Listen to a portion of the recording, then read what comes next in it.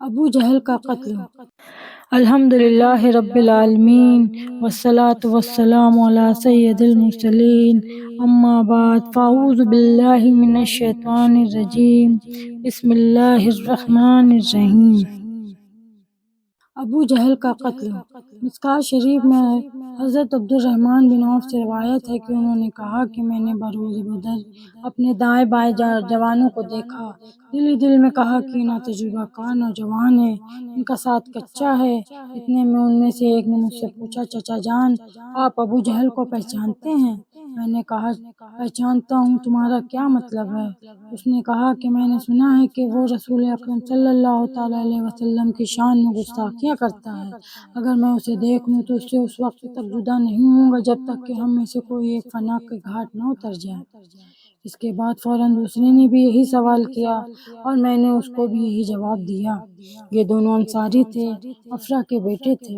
ان میں سے ایک کا نام معاذ اور دوسرے کا نام معاوذ تھا۔ افرا ان کی ماں کا نام ہے، وہ اسی نسبت سے مشہور ہیں۔ حضرت عبد الرحمن کو انہوں نے بڑے ہونے کی وجہ سے چچا کہا تھا، حقیقتاً میں ان کے بھتیجے نہیں تھے۔ حضرت عبد الرحمن کہتے کہ میں ان کی یہ باتیں سن کر بہت خوش ہوا۔ اتنے میں نے ابو جہل کو میدان میں گولا کھوداتے ہوئے دیکھا۔ میں نے ان نوجوانوں سے کہا، یہ دیکھو یہی ہے جس کے بارے میں تم پوچھ رہے ہو۔ یہ سنتے ہی وہ دونوں تلواریں میان سے نکال کر باز کی طرح اس پر جھپٹے اور ابو جہل سے بھڑ گئے، یہاں تک کہ اسے مار گرایا۔ حدیث میں ورد ہے کہ فتح کے بعد جب ان دونوں نے ابو جہل کے قتل کا دعویٰ کیا تو رسول کریم صلی اللہ تعالیٰ علیہ وسلم نے ان دونوں کی تلواریں دیکھ کر فرمایا کہ تم دونوں نے قتل کیا ہے، اور ابو جہل کا سلب معاذ کو دلایا۔ اس کے بعد معاذ بھی لڑائی میں گئے اور شہید ہو گئے۔ جو مارے اس کے ساز و سامان کا وہی مستحق ہے تو اس میں سے صورت میں سلب قاتل ہی کا ہوگا، ورنہ غنیمت کی طرح وہ بھی تقسیم ہوگا۔ اور جنگ بدر میں آقا نامدار صلی اللہ تعالیٰ علیہ وسلم نے یہ فرمایا تھا اور اکثر لڑائیوں میں یہ فرماتے ہیں۔ فرشتوں کی مدد۔ اللہ تعالیٰ نے لشکر اسلام کی مدد کے لیے فرشتوں کو بھیجا، پہلے 1000، پھر 3000، اس کے بعد 5000۔ قرآن مجید میں مذکور ہے اور کتب احادیث میں مذکور ہے کہ کچھ لوگوں نے پہاڑ سے فرشتوں کا لشکر دیکھا۔ مشکوٰۃ شریف میں ایک روایت ہے کہ ایک صحابی قتل کی غرض سے ایک کافر کا پیچھا کر رہے تھے اور انہوں نے آواز سے سنی کہ کوئی کہہ رہا ہے، بڑھ ہے دم، اور ساتھ ساتھ کوڑے مار رہا ہے۔ آوازیں آ رہی ہیں کوڑے مارنے کی، پھر کیا دیکھتے ہیں کہ وہ کافر ان کے سامنے مرا پڑا ہے، اس کی ناک پھٹ گئی تھی اور کوڑے کے اثر سے وہ جگہ نیلی ہو گئی تھی۔ خدمت رسول میں اس بات کا ذکر ہوا تو آپ نے فرمایا کہ وہ مدد کا فرشتہ تھا جو تیسرے آسمان سے آیا تھا۔ ہیزوم فرشتے کے گھوڑے کا نام ہے۔ حضرت عباس رضی اللہ تعالیٰ عنہ کو جس نے گرفتار کیا تھا وہ بہت حقیر تھا، وہ ہرگز حضرت عباس سے مقابلے کی طاقت نہیں رکھتا تھا۔ آپ نے فرمایا کہ تو نے عباس کو کیسے گرفتار کیا؟ اس نے کہا کہ ایک شخص نے میری مدد کی اور انہیں گرفتار کر کے میرے حوالے کر دیا۔ اس شخص کو میں نے کبھی پہلے دیکھا تھا اور نہ پھر بعد میں دیکھا۔ رسول کریم صلی اللہ تعالیٰ علیہ وسلم نے فرمایا کہ وہ فرشتہ تھا، اور اکثر صحابہ نے دیکھا کہ کفار کے سران کے سامنے گرتے تھے اور ان کاٹنے والا نظر نہیں آتا تھا۔ عین حالت جنگ میں جب دونوں فوجیں ایک دوسرے کے پر پیش قدم کر رہی تھیں، رسول کریم صلی اللہ تعالیٰ علیہ وسلم نے اپنے دست مبارک میں کچھ مٹی اور کنکریاں لے کر کفار کی طرف پھینک دیں اور فرمایا، یعنی ان کے چہرے بد شکل ہوں۔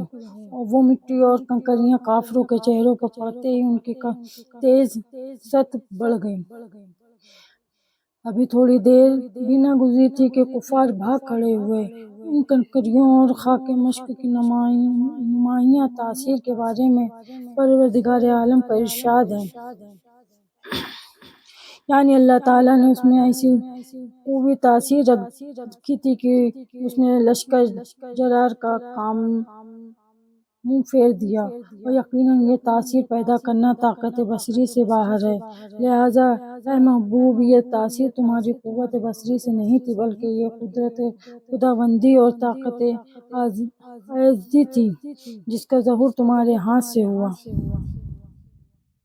کفار قریش کو شکست عظیم نصیب ہوئی، اور اس جنگ میں ان کے 70 بڑے بڑے سردار قتل کیے، گھاٹ اتار دیے گئے اور 70 گرفتار کیے گئے۔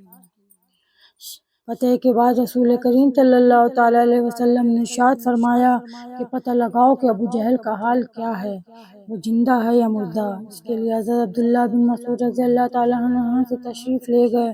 انہوں نے جب میدان میں جنگ کا جائزہ لیا تو دیکھا کہ وہ مردود ایک طرف پڑا ہوا ہے اور ابھی جان کی کچھ زخم باقی ہے۔ حضرت ابن مسعود اس کے سینے پر چڑھ بیٹھے۔ اس نے انہیں دیکھ کر کہا کہ اے بکری چرانے والے، تو بہت اونچی جگہ بیٹھا ہے۔ پھر اس نے کہا کہ میرا حال تو جو ہوا سو ہوا، مگر یہ تو بتاؤ کہ فتح کس کی ہوئی؟ حضرت ابن مسعود رضی اللہ تعالیٰ عنہ نے کہا کہ اللہ تعالیٰ نے اپنے رسول کو فتح دی اور کفار کو شکست دی۔ انہوں نے جلیل و خوار کیا۔ اس کے بعد حضرت ابن مسعود نے اس کا سر کاٹنے کا ارادہ کیا تو اس نے کہا کہ میرا سر کاٹنا چاہتے ہو تو کندھوں کے قریب سے کاٹو، تاکہ جب سروں کے بیچ میں رکھا جاؤں تو بڑا معلوم ہو اور لوگ جانتے ہیں کہ یہ سردار کا سر ہے۔ ابن مسعود رضی اللہ تعالیٰ عنہ نے خبیث کا سر کاٹ لیا اور خدمت اقدس میں لا کر ڈال دیا۔